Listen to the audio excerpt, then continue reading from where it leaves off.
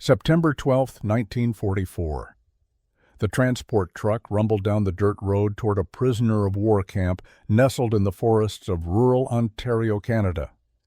Inside, 43 German women sat in tense silence, their faces reflecting months of fear and uncertainty about what awaited them in this foreign land. They had been captured 3 weeks earlier in France as German forces retreated, and their journey across the Atlantic had been filled with whispered warnings about what the Allies did to captured enemy soldiers. Among them sat 23-year-old Irmgard Hofmeister, a former nurse from Württemberg, who clutched a small cloth bag containing the only possessions she had left from her previous life.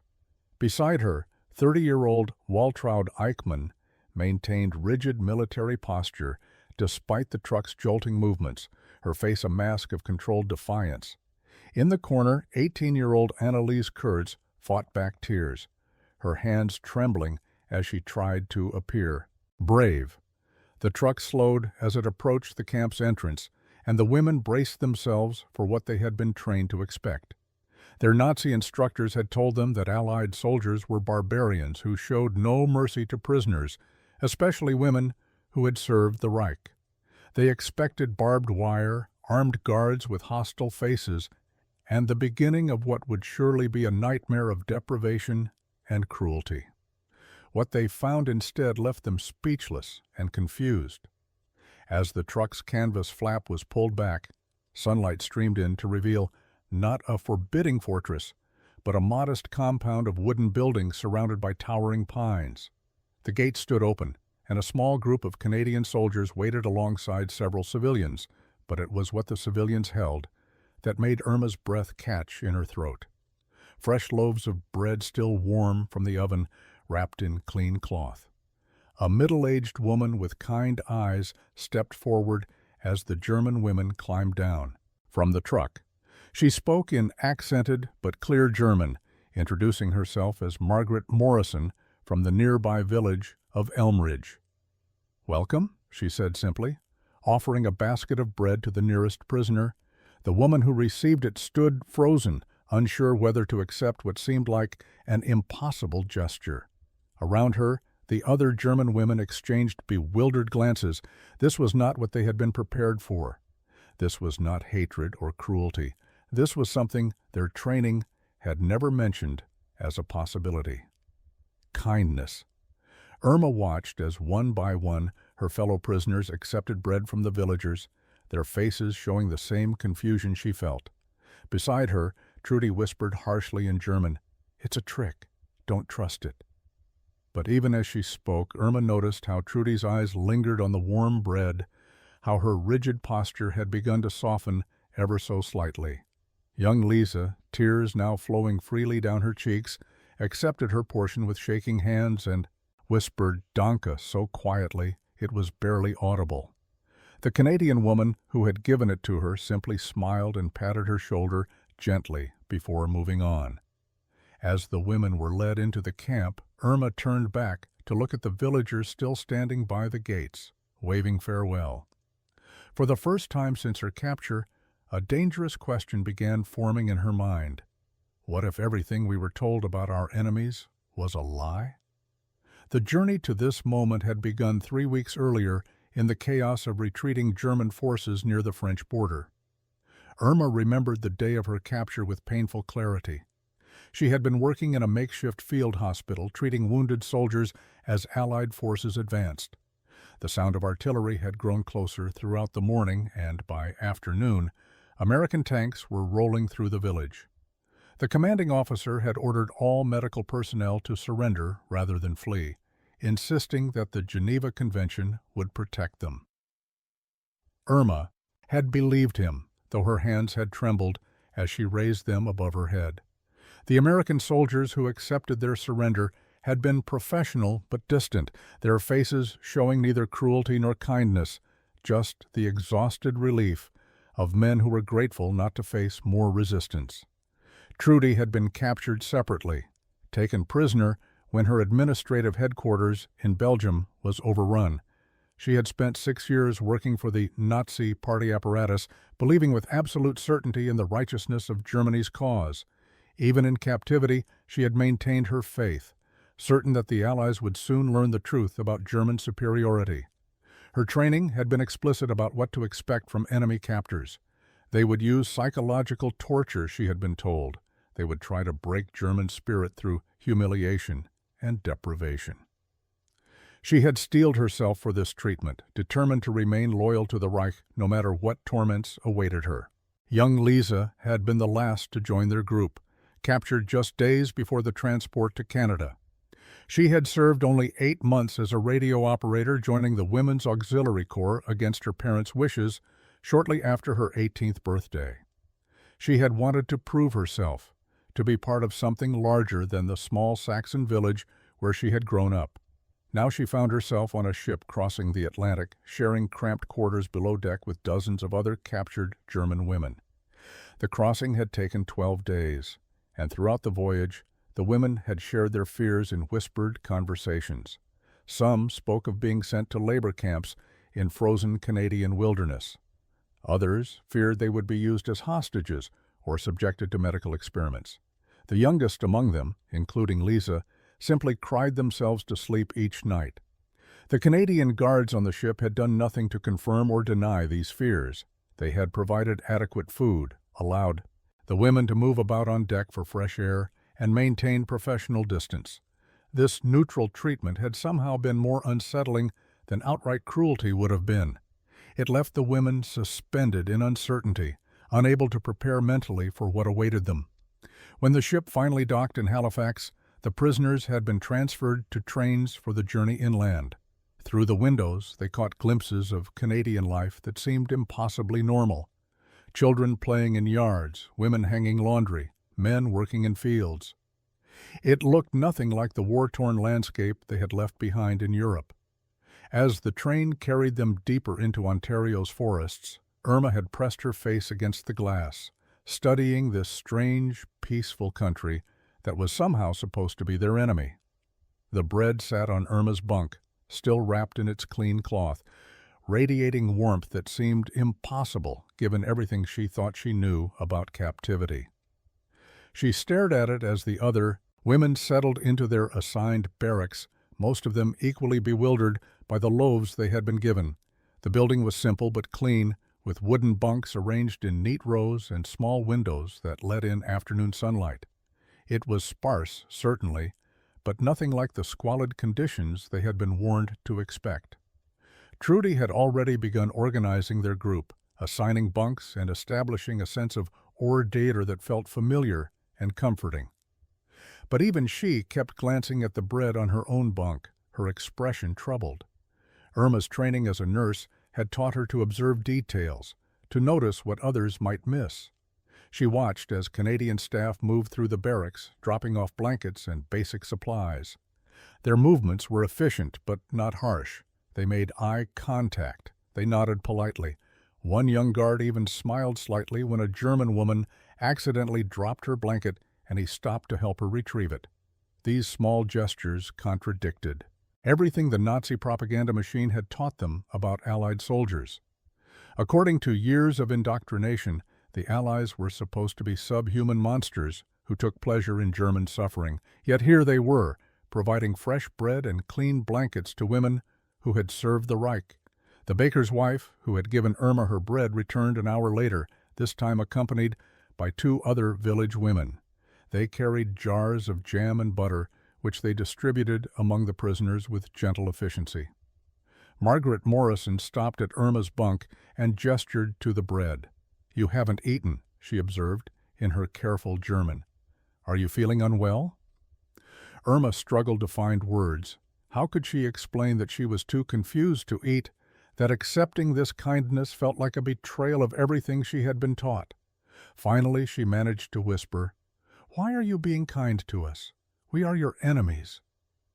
Margaret's expression softened with something that looked like sadness. "You're far from home," she said simply. "You're frightened. You're hungry. That makes you human first before anything else." She patted Irma's hand and moved on, leaving the young nurse staring after her in stunned silence.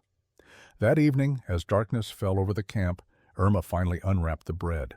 The smell was intoxicating, yeasty and warm, and utterly unlike the hard rations they had survived on during the final months of their service. She broke off a small piece and tasted it carefully. It was perfect, soft, and slightly sweet, made with care by someone who had no reason to show them any kindness at all. As she chewed slowly, Irma felt something crack inside her, some certainty she had held on to beginning to crumble. Across the barracks, she noticed other women doing the same, breaking their bread in the gathering darkness, their faces reflecting the same confusion and wonder she felt. Elmridge was not a large community. Home to fewer than 800 souls, it sat, nestled in the rolling farmland of rural Ontario, connected to the wider world by a single rail line and a network of dirt roads that turned to mud each spring. Most residents had never traveled beyond Toronto, and many had never met anyone from Europe, let alone a German. Yet within days of the women prisoners' arrival, the entire village had mobilized with a compassion that bewildered their new neighbors behind the wire. The movement started in the basement of St. Andrew's Presbyterian Church, where Reverend Thomas Mackay called a special meeting 3 days after the camp opened. He stood before his congregation with a simple proposal that would define Elmridge's character for generations to come. These women are prisoners, yes, he told the assembled villagers, but they're also daughters, sisters, perhaps mothers.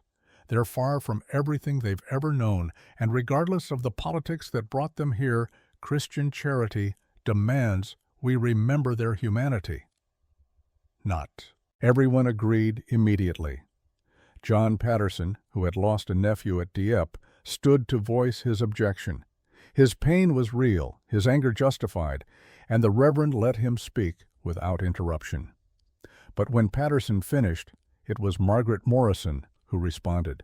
She had already visited the camp twice, bringing bread both times, and she spoke with quiet conviction about what she had witnessed. "These aren't soldiers," she said. "They're young women who look terrified. Some are barely older than my own daughter.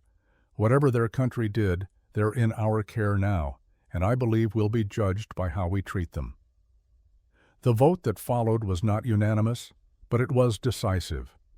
The church would establish an adoption program for the camp, organizing donations of books, supplies, and food to supplement whatever the military provided. Families could volunteer to contribute, and small groups would be permitted to visit the camp under supervision to deliver their offerings and, perhaps, share conversation with prisoners who spoke English. Within a week, the program had expanded beyond anyone's expectations. The Women's Guild organized knitting circles to produce warm socks and scarves for the coming winter.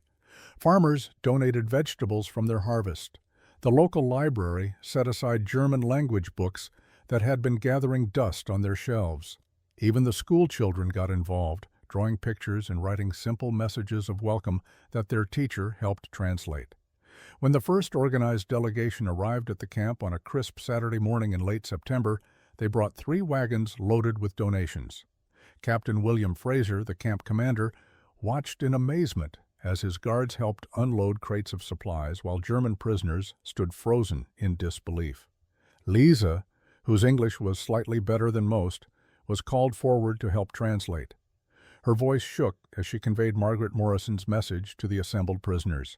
"She says," Lisa translated haltingly, "that Elmridge wants us to know we are welcome here and that they hope these small gifts will make our time less difficult."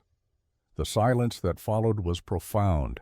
Then, slowly, some of the German women began to cry, not from sorrow, but from an emotion none of them could quite name. Waltraud Eichmann had not survived 6 years in the Nazi administrative apparatus by being naive. She had learned early in her career that sentiment was weakness, and that trust was a luxury reserved for fools. Now, watching her fellow prisoners accept gifts from Canadian villagers with tears of gratitude, she felt nothing but contempt mixed with growing alarm. They were being manipulated, she was certain of it, and their foolish willingness to believe in Canadian kindness would ultimately be their undoing. She had seen propaganda at work from the inside. She knew how effectively a population could be controlled through carefully staged displays of generosity. This, Entire charade, she believed, was designed to break their spirit and extract information. That evening, as the other women excitedly examined their new possessions, Trudy called a meeting of those she considered the most reliable. There were perhaps a dozen women who still maintained proper ideological discipline, who had not allowed themselves to be seduced by warm, bred and kind words. They gathered in the corner of the barracks, speaking in hushed German, while Trudy outlined her concerns. "They're softening us," she insisted, "making us dependent on their charity, so we'll forget our loyalty to the fatherland. Can't you see how calculated this is? Every smile, every gift, every kind word is part of their strategy." Some of the women nodded agreement, but Trudy noticed uncertainty in their eyes. The cognitive dissonance was already taking root. Irma, who had been listening from her nearby bunk, finally spoke up. "What if it's not a strategy?" she asked quietly. "What if they're simply being kind because that's who they are?" Trudy turned on her with barely controlled fury. "Don't be stupid. No one is kind to their enemies without ulterior motives. They want us to betray Germany, to provide intelligence, to denounce the Reich. And judging by how quickly you've all accepted their bribes, their plan is working perfectly." The accusation hung in the air, sharp and bitter. Irma felt her face flush, but held Trudy's gaze. "I've betrayed nothing," she said firmly. "But I also won't pretend that a warm blanket is an act of psychological warfare. Sometimes kindness is just kindness." The argument might have escalated, but Captain Fraser chose that moment to enter the barracks for evening inspection. The women fell silent immediately, returning to their bunks with practiced discipline. But the tension remained, an invisible divide forming between those who were beginning to question everything they had been taught, and those who clung desperately to the certainty their ideology provided. Trudy lay awake long into the night, staring at the ceiling and trying to reinforce her convictions. She repeated to herself all the reasons why the Canadian kindness had to be false. She reminded herself of her training, her years of service, her absolute faith in the correctness of the Nazi cause. But despite her efforts, doubt had begun its insidious work. Because the truth was, she had accepted the bread too. She had eaten it, savored it, and for just a moment she had felt grateful.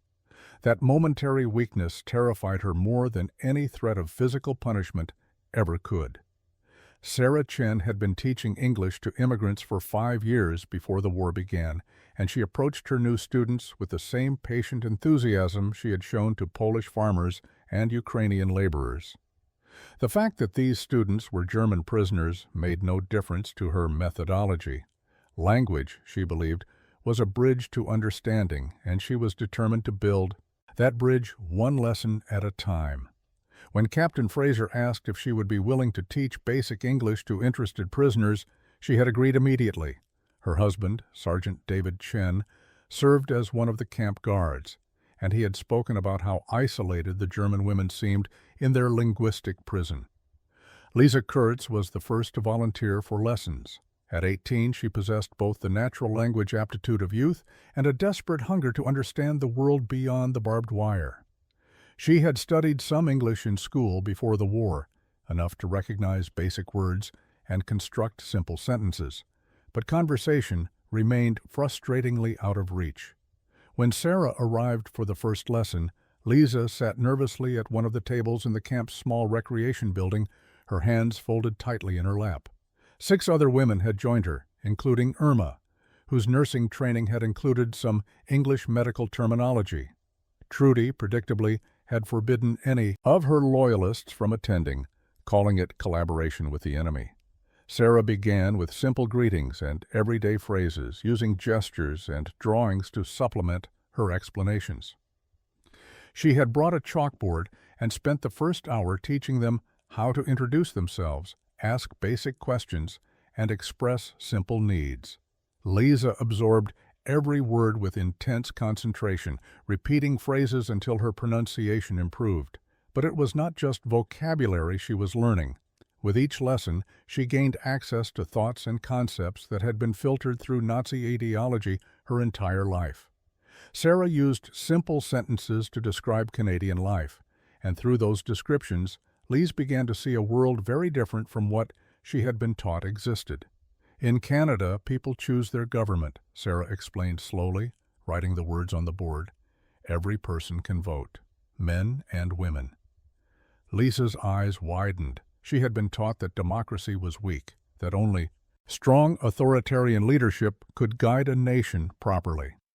Yet here was Sarah speaking matter-of-factly about citizens choosing their leaders as if it were the most natural thing in the world. During a break, Lisa worked up the courage to ask in her halting English, "Why you teach us?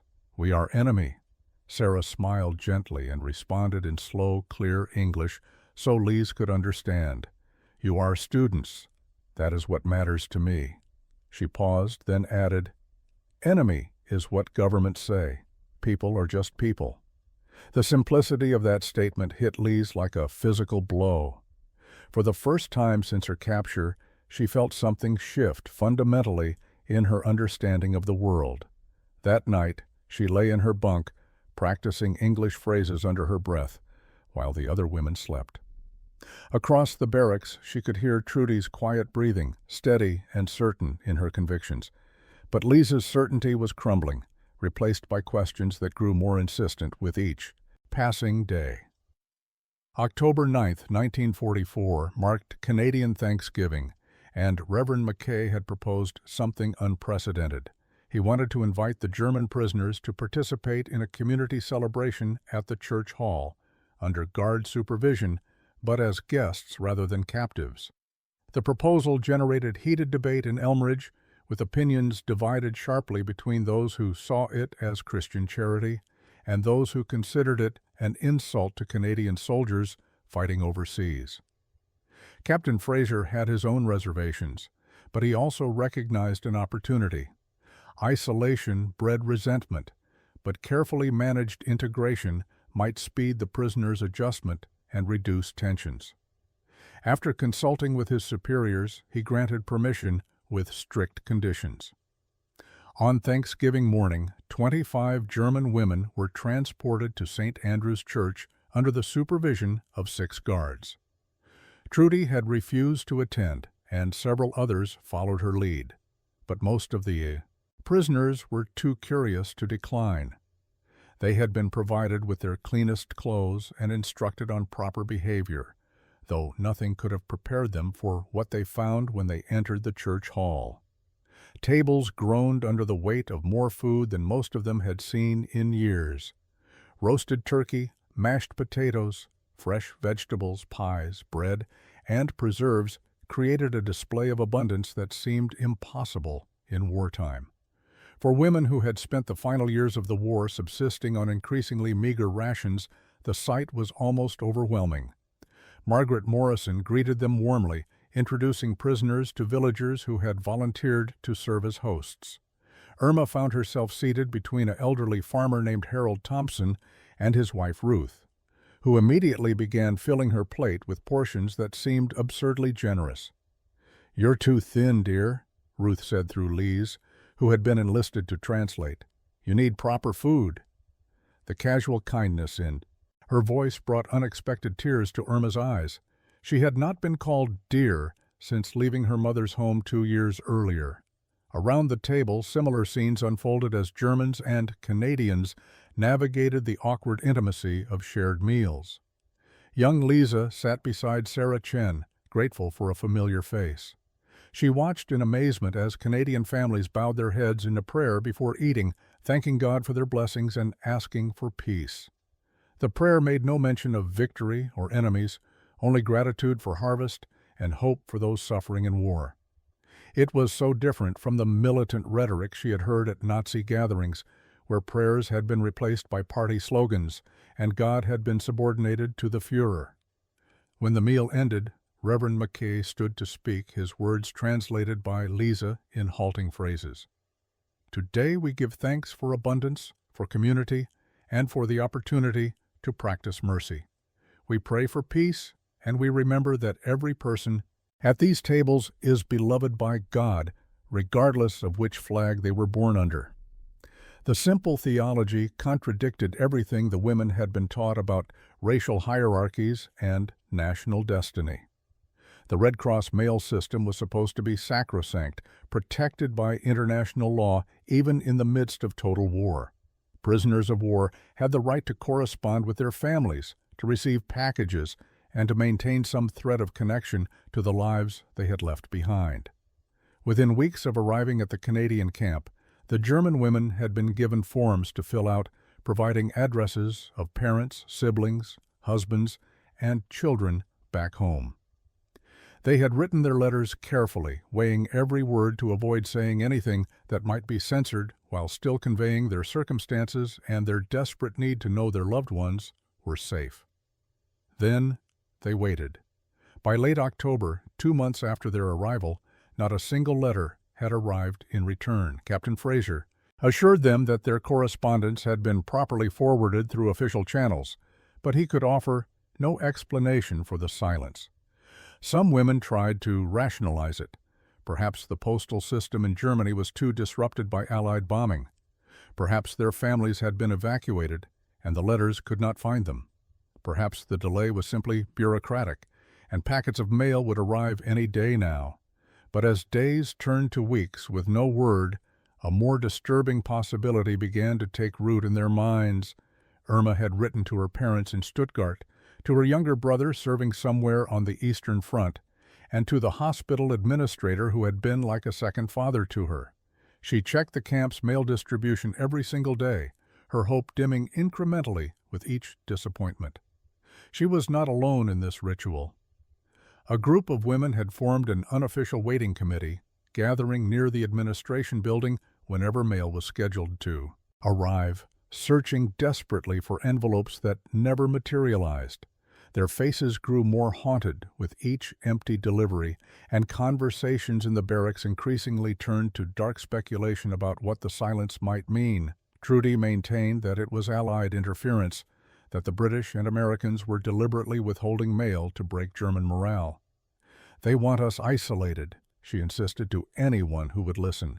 "They want us to feel abandoned, so we'll be more susceptible to their propaganda." But even as she spoke, her own conviction wavered. She had written to her sister in Munich, to colleagues in the party apparatus, to friends who should have been able to reach her through official channels. The complete absence of response suggested something more catastrophic than mere interference. It suggested that perhaps there was no one left to write back. Young Lisa had directed her letters to her parents' farm in Saxony, including careful instructions on how to address mail to a Canadian prisoner of war camp. She had been meticulous, checking and rechecking that she had provided every necessary detail, yet nothing came. In her English lessons with Sarah, she finally worked up the courage to ask if Canadian authorities might be blocking German mail. Sarah's response was gentle but troubling. "The Red Cross inspects everything, but they don't stop legitimate family letters. If no mail is getting through, it's more likely that the problem is on the German side." The implication hung unspoken between them. Perhaps there was nothing to send because there was no one left to send it. November brought the first serious cold snap, and with it a reality that many of the German women had not fully anticipated. Canadian winters were brutal in a way that even women from northern Germany found shocking.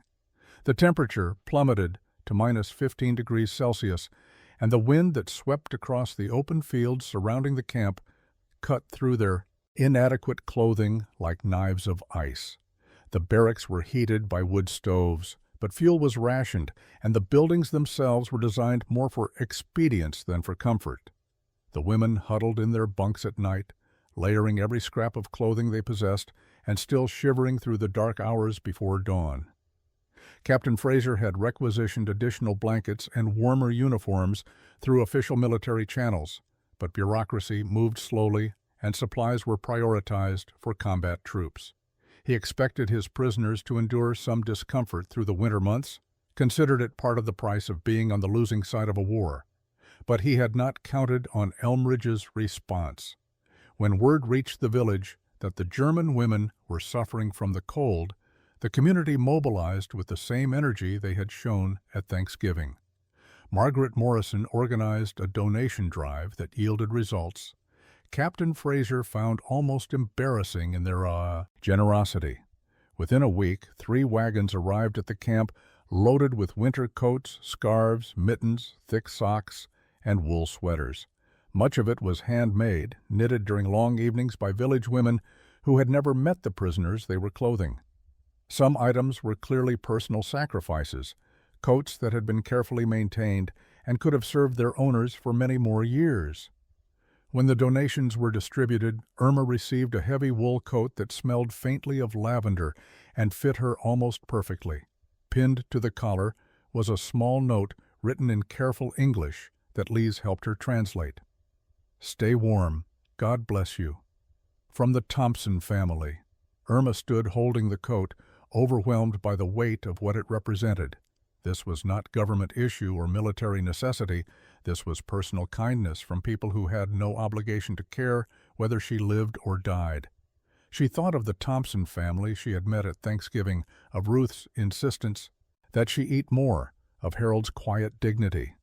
They had sacrificed something of value to ensure her comfort, and the gesture shattered another piece of the ideological armor she had carried since childhood. Around her, other women were having similar moments of reckoning as they discovered notes tucked into pockets, monograms embroidered on scarves, signs of the individual hands that had created these gifts.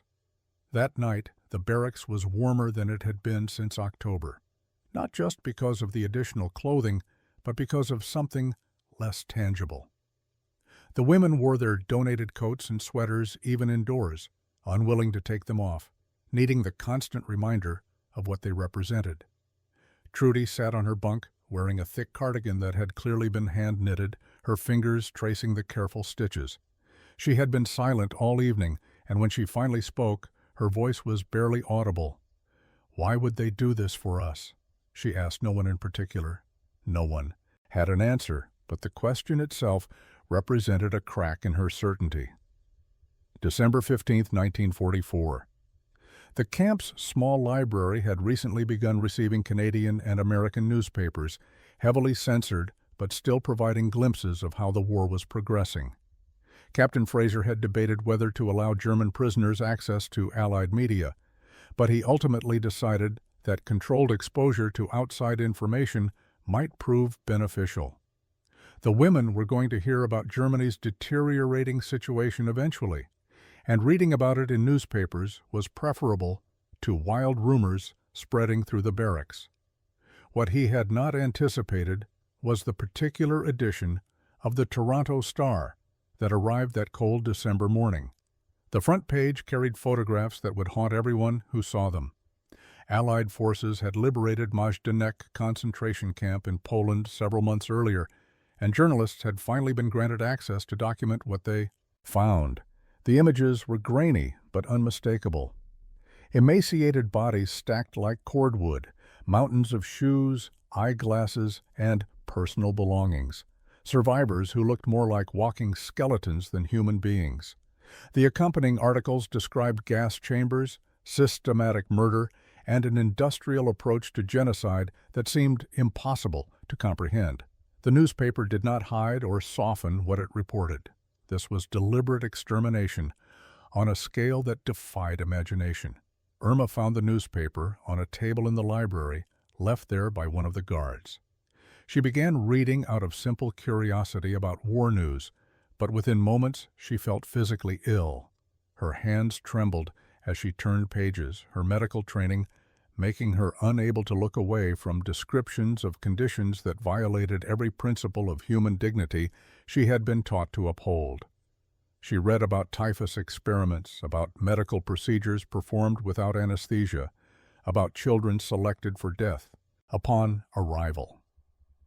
The word selections appeared repeatedly, and its clinical coldness made the horror somehow worse.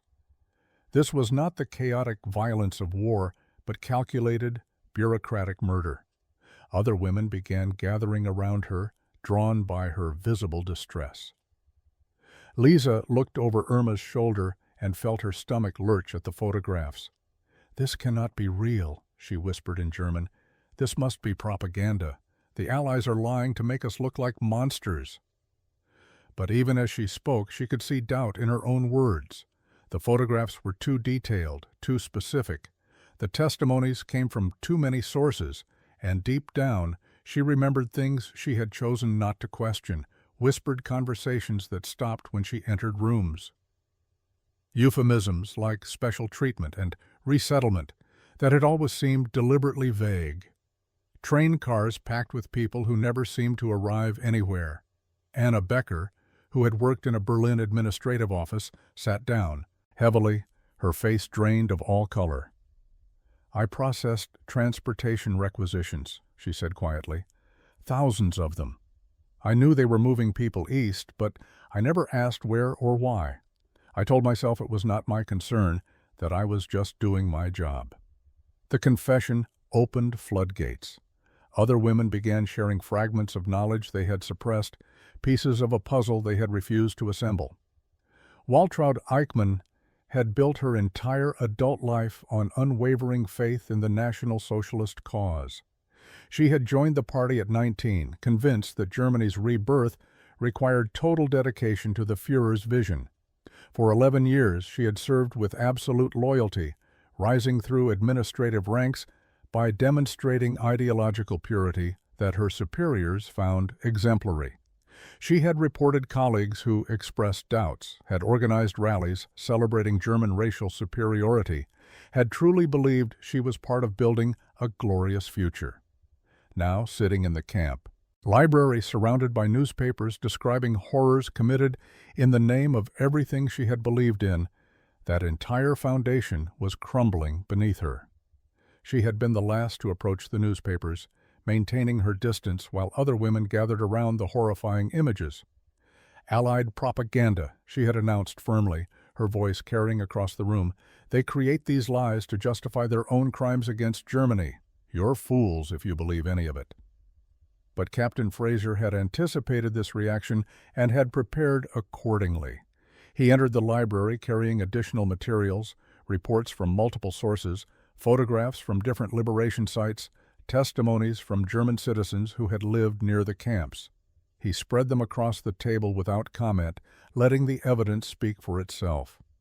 Trudy forced herself to examine the materials with the same analytical precision she had once applied to party documents. She looked for inconsistencies, for signs of forgery, for anything that might prove this was elaborate deception. But the evidence was overwhelming and came from too many independent sources to be fabricated. British reports matched American accounts. Soviet photographs corroborated Western testimonies. And most damning of all were the German documents, official requisition forms, and transportation schedules bearing the stamps and signatures of offices she recognized. Some bore letterheads from departments adjacent to her own administrative section. She had worked in the same buildings where these orders had been processed. Her hands began to shake as she read through a manifest documenting the transport of children. The form was mundane, bureaucratic, listing numbers and destinations with the same clinical efficiency she had once admired as German organizational excellence. Except these were not supplies being transported, but human beings being shipped to their deaths. The realization that she had been part of this system, that her meticulous work had contributed to the machinery of genocide, hit her with the force of physical violence. She stood abruptly, knocking her chair backward, and stumbled toward the door. She made it outside before her legs gave out. She collapsed in the snow beside the library building, her body racked with sobs that seemed to come from somewhere deeper than her lungs. 11 years of certainty, of purpose, of identity were dissolving in the face of undeniable truth. She had not known the specifics, but she realized now that she had chosen not to know. The signs had been there, the whispered rumors, the euphemisms, the disappearances. She had ignored them because acknowledging them would have required questioning everything she believed. Irma found her there 20 minutes later, curled against the building's wall, her face buried in her hands. The proud, rigid woman who had maintained ideological discipline through months of captivity was broken, weeping with the abandon of someone whose entire world had been revealed as a lie. Christmas Eve, 1944, arrived with fresh snow blanketing the camp and the village of Elmridge in pristine white silence. Inside the church hall, preparations had been underway for days to create something unprecedented. Reverend McKay had proposed a joint celebration, bringing together German prisoners and Canadian villagers in a shared observance of the holiday that transcended national boundaries. The idea had generated less controversy than Thanksgiving, perhaps because the horrors revealed in recent weeks had created a strange new dynamic. The German women were no longer seen simply as enemies, but as people grappling with devastating moral reckoning.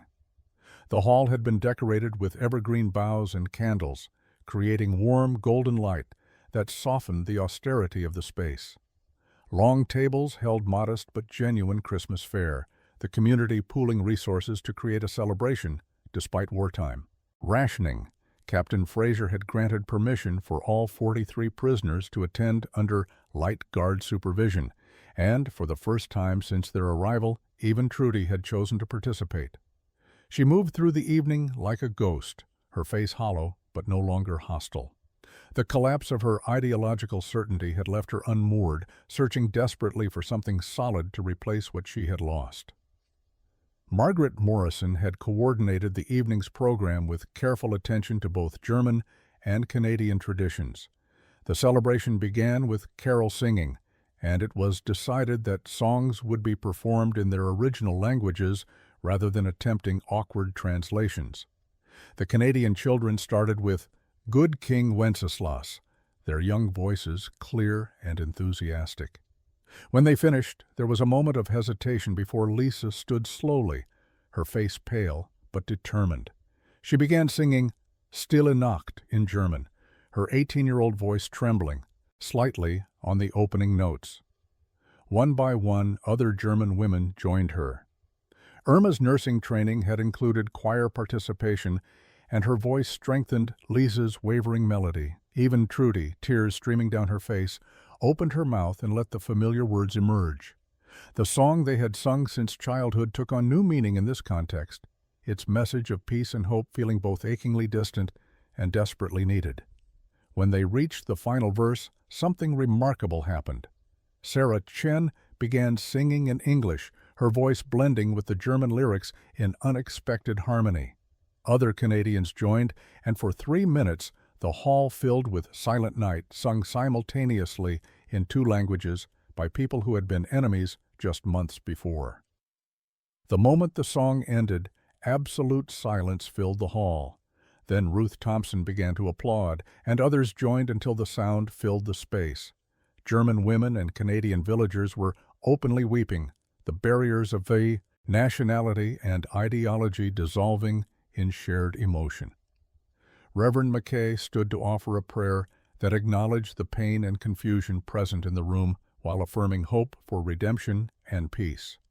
His words were simple, avoiding theological complexity in favor of direct emotional honesty that needed no translation to be understood. Later, as the evening drew to a close, Irma found herself standing beside Harold Thompson near the evergreen-decorated doorway. He offered her a small wrapped package, pressing it into her hands with gentle insistence. Inside she found a hand-carved wooden cross, simple but beautifully crafted. "My father made these," Harold said through the Lisa's translation. He believed that faith should be something you could hold on to when everything else failed. January brought bitter cold, but also a subtle shift in the camp's atmosphere. The German women were no longer passive prisoners, waiting for the war to end, but active participants seeking purpose and redemption. Captain Fraser had expanded the work program, allowing prisoners to volunteer for various tasks, both within the camp and in supervised community service. The response was overwhelming. Nearly every woman signed up for duties that went far beyond the minimal labor required by Geneva Convention standards. They were not working because they had to, but because they desperately needed to feel they were contributing something positive to offset the weight of their country's crimes. Irma's nursing background made her invaluable to the camp's medical officer, Dr. Thomas Reed. What had started as occasional assistance had evolved into daily collaboration, with Irma essentially functioning as his primary aide. She helped treat everything from minor injuries to influenza cases, her skills proving current despite months away from professional practice. But more importantly, Dr. Reed noticed her genuine compassion for patients and her meticulous attention to medical ethics. When the village clinic requested help managing a particularly severe flu outbreak, he proposed something unprecedented. He asked Captain Fraser for permission to bring Irma to Elmridge under guard supervision to assist with civilian patients. The request generated debate among camp administrators, but Dr. Reed was respected in both military and civilian circles, and his advocacy proved persuasive. In mid-January, Irma found herself working in the Elmridge Clinic 3 days per week, treating Canadian civilians under Dr. Reed's supervision. The irony was not lost on her. She was a German prisoner providing medical care to citizens of a country her nation had been fighting, treating people with the same dedication she had once shown to wounded German soldiers. The work was exhausting, but also profoundly healing, allowing her to practice the vocation she loved while making tangible amends. Lisa had discovered unexpected talent as a teacher. Her rapid English acquisition and natural gift for languages made her perfect for helping other prisoners improve their communication skills. Sarah Chen had formally requested her as a teaching assistant, and now Lisa spent mornings helping conduct English lessons while afternoons were devoted to teaching German to interested Canadians. The role gave her purpose and confidence she had never experienced in her brief service to the Reich. She was contributing to understanding rather than division, building bridges instead of reinforcing barriers. Other women found their own paths to contribution.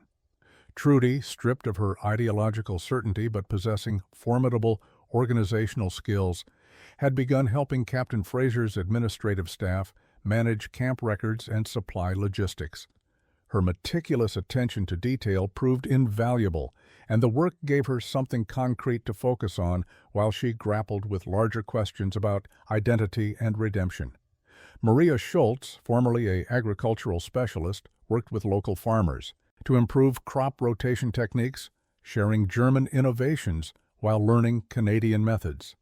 Greta Hoffman's mechanical aptitude led to her maintaining camp vehicles and equipment, skills that made her indispensable.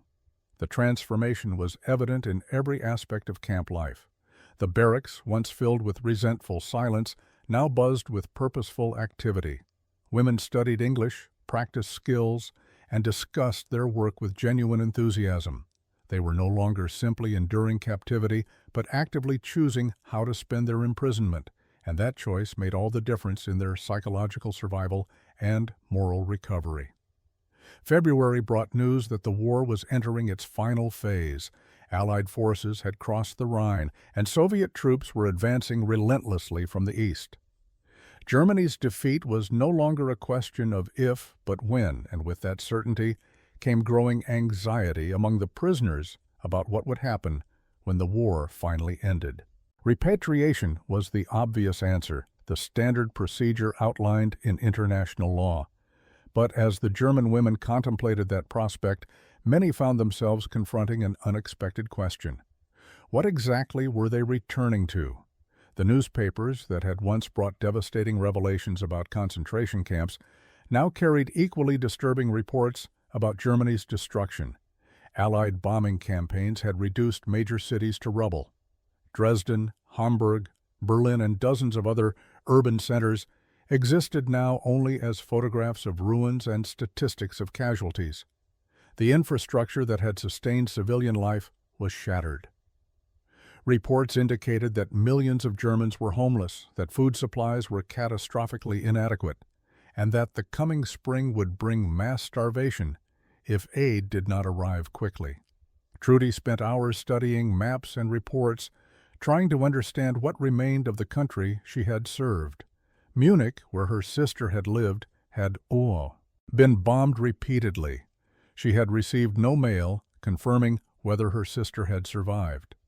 Even if her sister had somehow survived, what kind of life awaited anyone in the devastated wasteland Germany was becoming? The reports spoke of complete social collapse, of women and children scavenging through ruins for food, of a population traumatized beyond measure. Irma faced similar calculations about Stuttgart. Her parents would be in their 60s now if they had survived. The city had been heavily bombed, and the likelihood that their home remained standing seemed vanishingly small. She tried to imagine returning to search for them through miles of rubble, tried to picture rebuilding a life in a country that would be occupied, divided, and economically destroyed for years to come. The prospect filled her with dread rather than hope.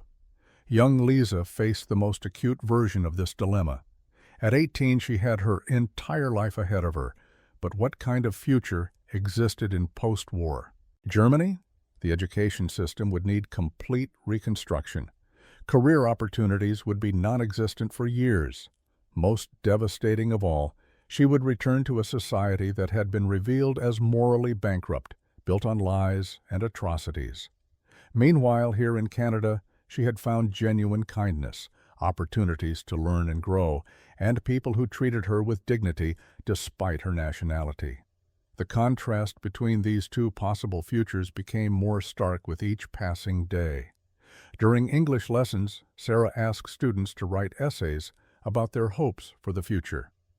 Lisa stared at the blank page for nearly an hour before finally writing a single sentence.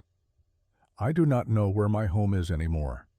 When Sarah read it, she looked at Lisa with compassion and understanding, recognizing the profound displacement the question represented. May 8, 1945. Victory in Europe Day arrived with church bells ringing across Canada and celebrations erupting in every city and town. The war that had consumed the world for 6 years was finally over in Europe, though fighting continued in the Pacific. For Canadians, it was a day of jubilation, of relief, of grief for those who had not survived to see this moment.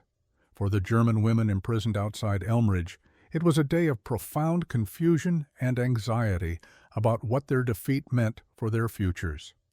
Captain Fraser had anticipated the day's emotional complexity and had called a general assembly for all prisoners. The women gathered in the main hall, their faces reflecting months of transformation. They no longer looked like the defiant or terrified prisoners who had arrived the previous September. They looked like people who had been through a crucible and emerged fundamentally changed, though uncertain about what that change meant for their futures. Captain Fraser stood before them with official documents from the War Department outlining repatriation procedures. His voice was measured, professional, but not unkind as he explained what would happen next. "The war in Europe has ended," he began, waiting for Lisa to translate his words into German.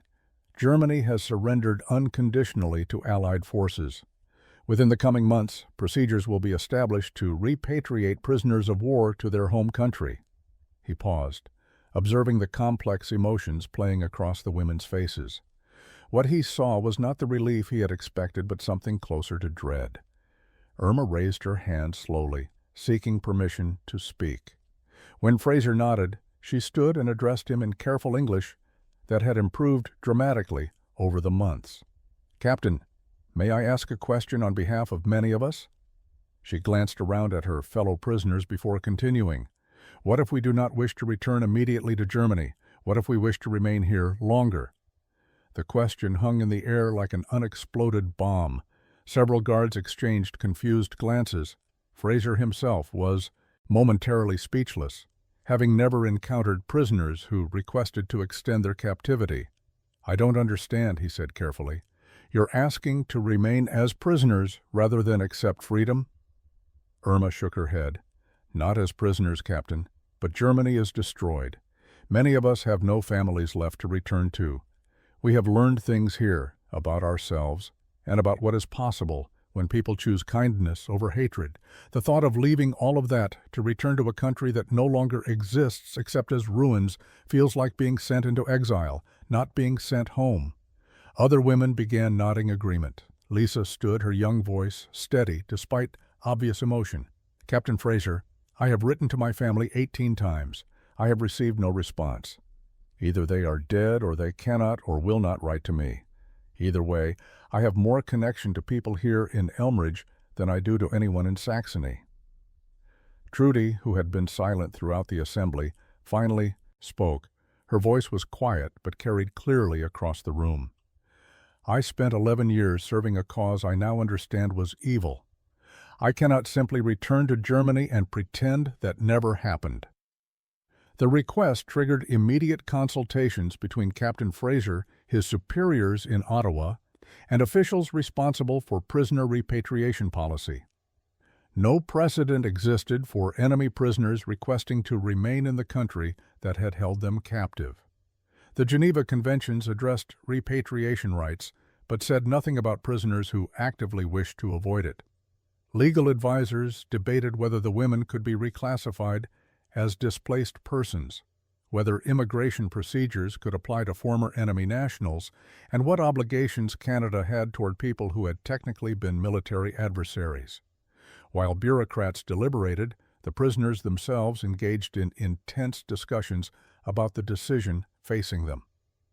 The initial question from Irma had sparked something. That quickly grew into a movement involving more than half the camp's population. 27 women, including Irma, Lisa, and Trudy, formally indicated they wished to remain in Canada rather than accept immediate repatriation. Their reasons varied, but shared common themes. Most had received no word from families despite months of correspondence attempts suggesting they were either dead or unreachable. All had formed genuine connections with Elmridge community members. Each had found meaningful work that gave them purpose and a sense of redemption. The remaining 16 women chose repatriation, though not without ambivalence. Some felt duty-bound to search for surviving family members. Others believed they had a responsibility to help rebuild their devastated country rather than seeking easier paths elsewhere. A few simply could not imagine permanent exile from their homeland, regardless of what that homeland had become. The division created no animosity between the groups. Both choices were understood as deeply personal responses to impossible circumstances, and the women supported each other regardless of which path they chose. News of the request spread beyond the camp, generating mixed reactions in Elmridge and across Canada. Some newspaper editorials questioned why enemy nationals should receive special consideration when Canadian soldiers were still fighting in the Pacific. Letters to editors debated whether allowing Germans to immigrate so soon after the war's end insulted the memory of Canadian casualties. But other voices spoke in support. Reverend Mackay wrote a passionate defense published in several newspapers, arguing that redemption required offering second chances to those who genuinely sought transformation. Margaret Morrison organized a petition signed by over 200 Elmridge residents requesting that the women be allowed to stay.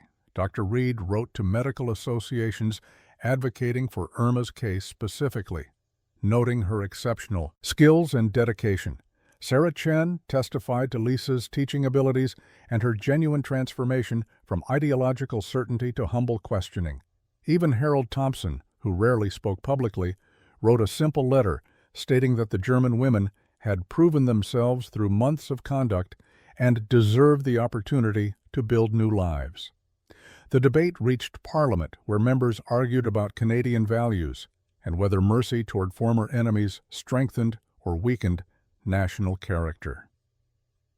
After 6 weeks of deliberation, the War Department issued its decision. The women would not be prevented from returning to Germany if they chose immediate repatriation. However, those who wished to remain could be reclassified as displaced persons and processed for potential immigration status. They would need Canadian sponsors willing to provide housing and employment support. They would undergo background investigations to ensure they had not been involved in war crimes, and they would need to demonstrate genuine commitment to Canadian integration.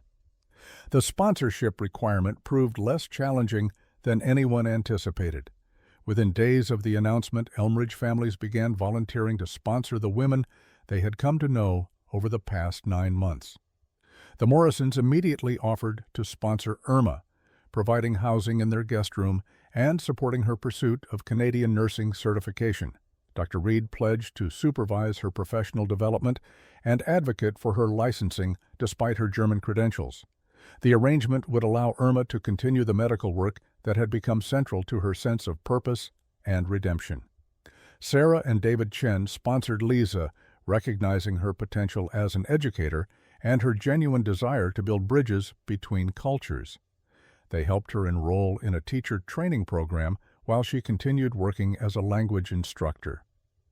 Lisa's youth and obvious sincerity made her a particularly sympathetic case, and her application for landed immigrant status progressed smoothly through administrative channels.